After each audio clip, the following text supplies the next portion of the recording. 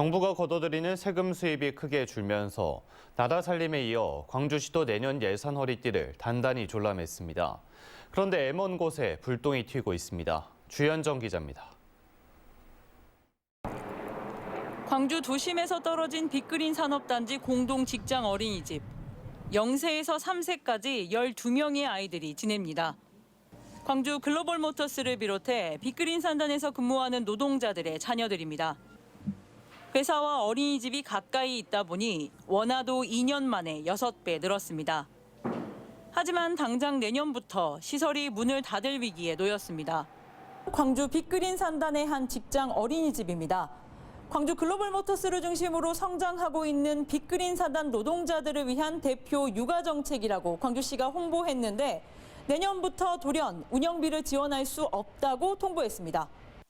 이 어린이집은 빅그린 산단에서 일뿐만 아니라 머물며 살 수 있는 환경까지 조성하겠다며 광주시가 부지 매입과 건립비는 물론 향후 5년간의 운영비까지 약속한 사회적 임금 차원의 시설입니다. 지난해와 올해도 5억 3천여만 원의 운영비가 시비로 지원됐습니다.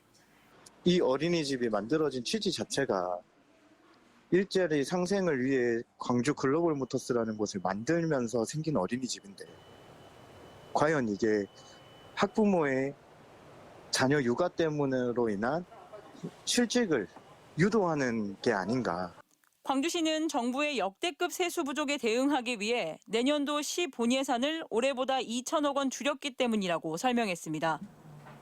또 시비로 운영비를 지원하는 직장 어린이집의 사례가 없어 불필요한 예산이라고 판단했다면서도 구체적인 입장은 밝히지 않았습니다. 하지만 주거와 교통, 보육 등의 지원은 평균 임금을 다른 제조사보다 낮추는 대신 GGM 노동자들을 위해 챙겨주기로 한 사회적 임금 성격이라 볼 수 있습니다.